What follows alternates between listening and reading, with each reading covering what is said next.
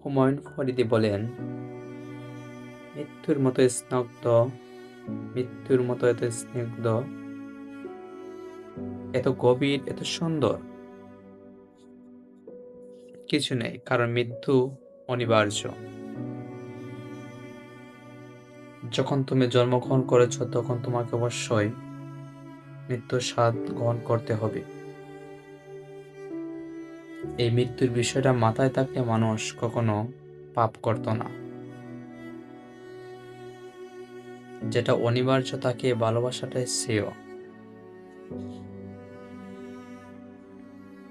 মৃত্যুকে ভয় পাওয়া মূর্খতার কাজ। জ্ঞানীরা কখনো মৃত্যুকে ভয় পায় না। মৃত্যুকে আলিঙ্গন করে বরণ করে নাও, দেখবে জীবন হবে সুন্দর।